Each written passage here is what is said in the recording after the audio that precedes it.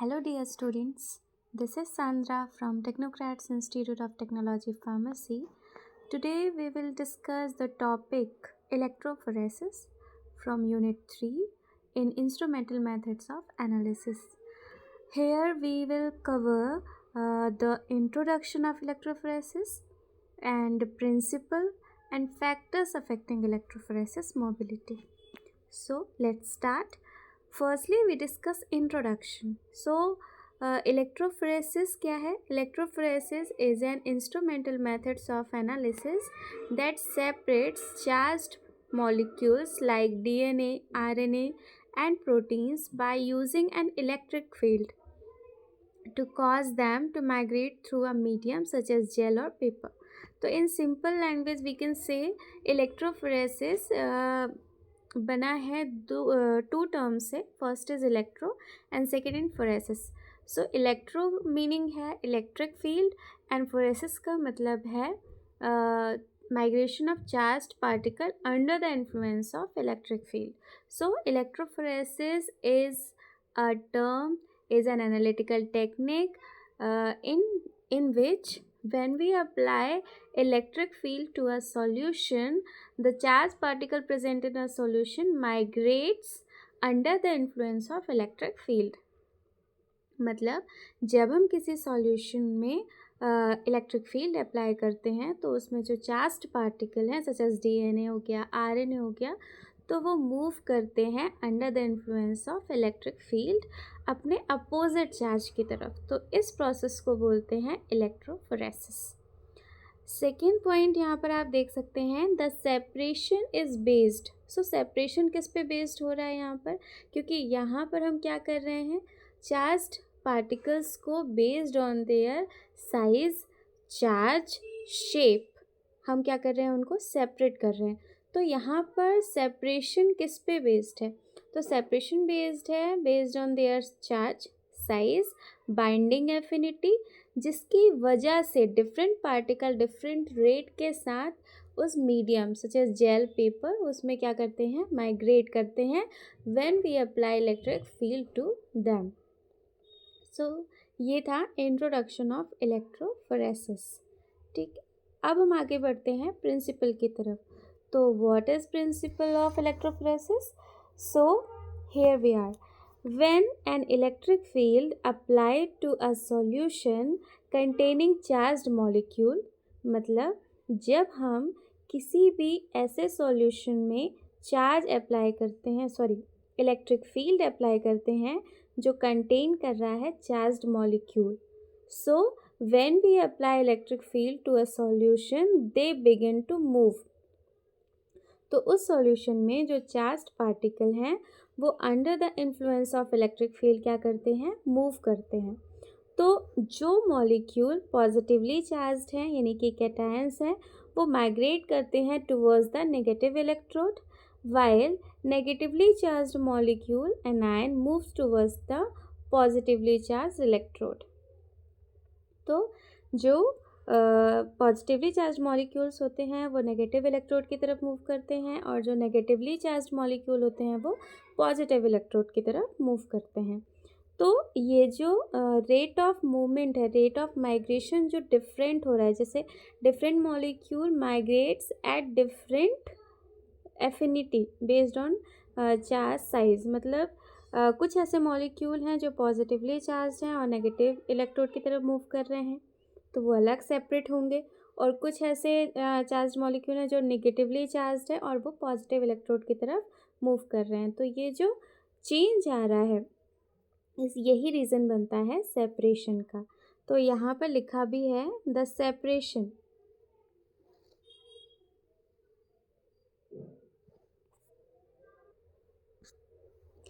सो यहाँ पर आप देख सकते हैं लिखा हुआ the separation occurs because different molecule migrates at different speed depending on their charge, size, shape and the property of the medium they are traveling through.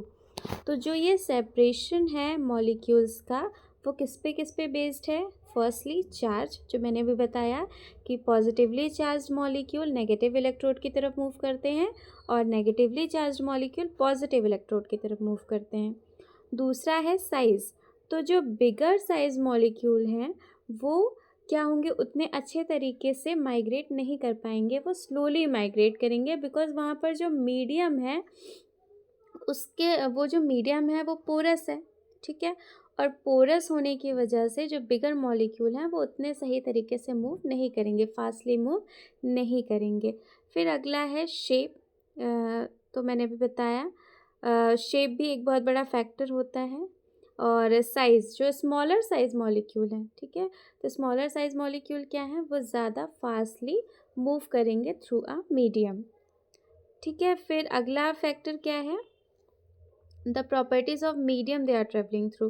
तो हम मीडियम कौन सा ले रहे हैं, जेल ले रहे हैं या पेपर ले रहे हैं, तो उस पर भी डिपेंड होता है सेपरेशन ऑफ मॉलिक्यूल्स, ठीक है। तो यहाँ पर आप देख सकते हैं फर्स्ट जो फैक्टर है वो है charge molecule are propelled through a fluid और gel. Negatively charged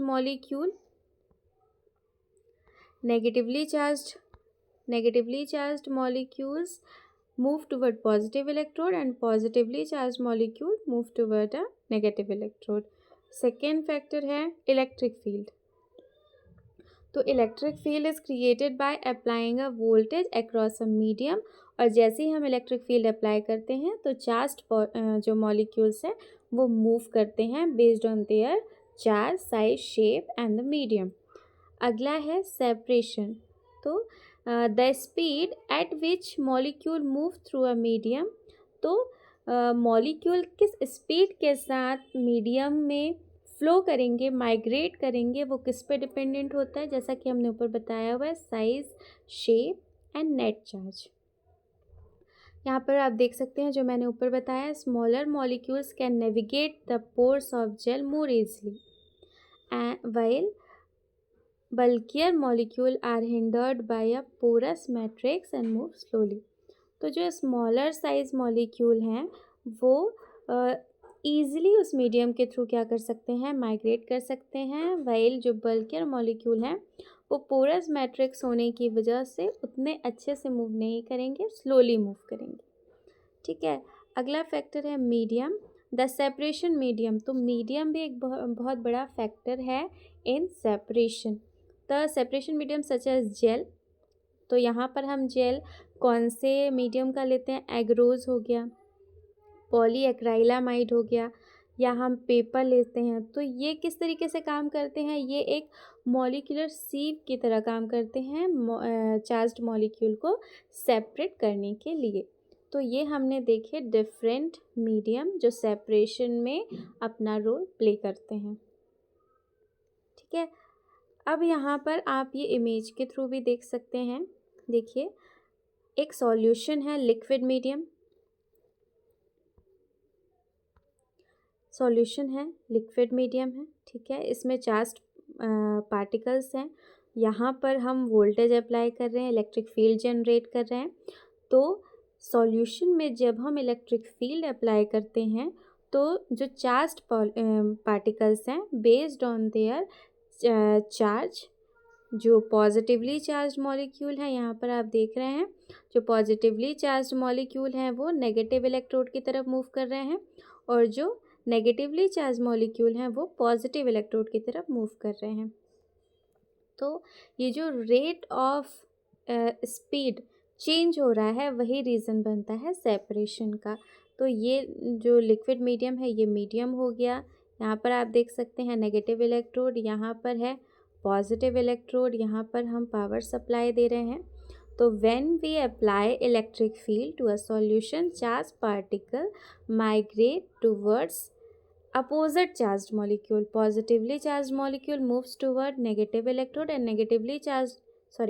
positively charged molecule move toward negative electrode and negatively charged molecule move toward positive electrode।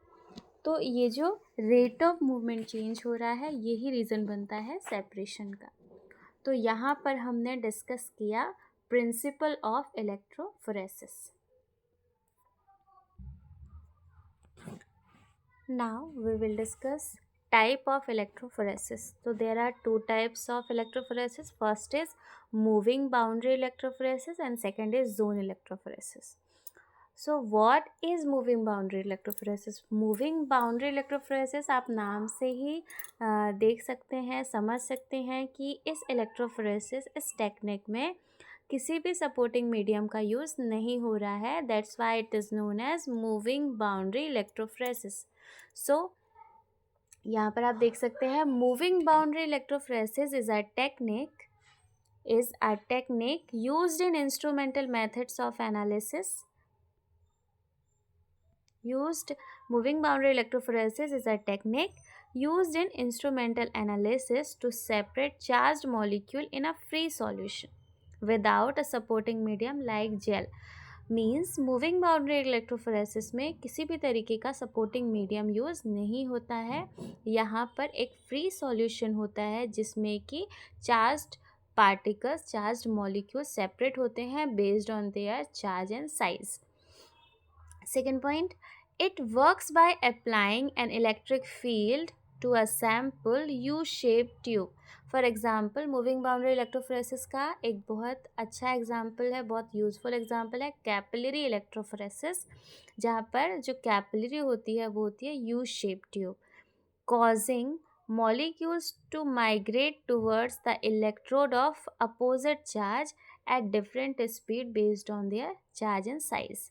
तो यहाँ पर भी वही प्रिंसिपल काम करेगा कि when we apply electric field to U-shaped tube, the molecule, the charged particle moves under the influence of electric charge at their opposite charge of electrode.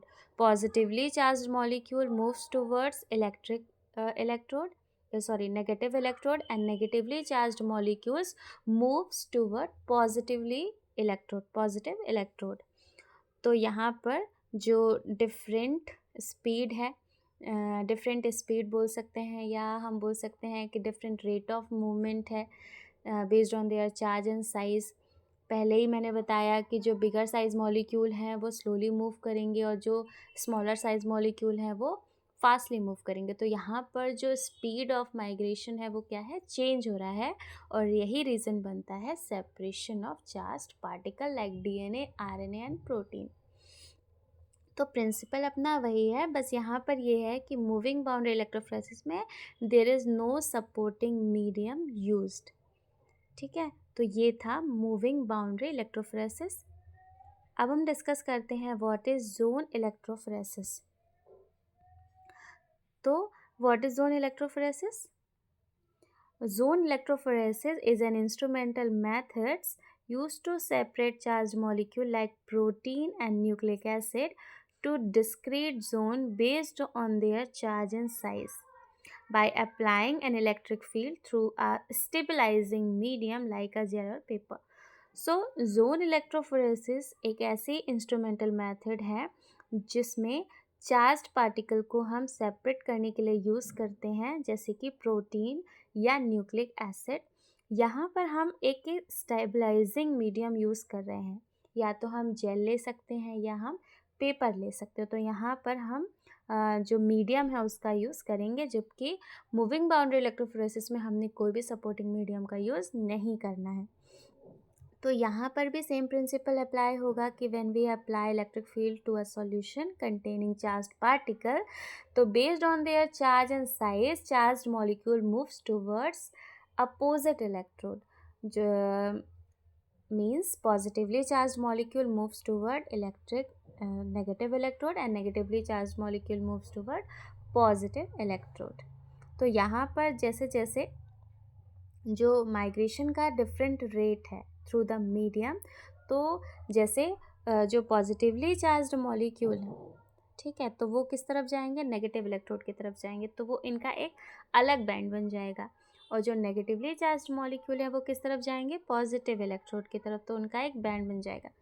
तो यहाँ पर आपको डिफरेंट बैंड्स दिखेंगे, डिस्टिंक्ट बैंड दिखेंगे, जिसको फर्दर हम identify करेंगे और एनालाइज करेंगे, जिससे हम जो चार्ज्ड पार्टिकल हैं उनके चार्ज और साइज के अकॉर्डिंग डिफरेंट डिफरेंट मॉलिक्यूल्स को डिफरेंटली हम क्या कर पाएंगे, सेपरेट कर पाएंगे, एनालाइज कर पाएंगे। ठीक है, तो ये था types of electrophoresis. Now we discuss factors. What are factors affecting electrophoresis? So there are different factors which affects electrophoresis. तो यहाँ पर हमने डिस्टिंग्विश किया है internal factors and external factors. तो यहाँ पर आप देख सकते हैं the speed and direction of moving charged particle influenced by internal factor and external factor. Internal factor कौन से हैं? Charge of the molecule and size and shape.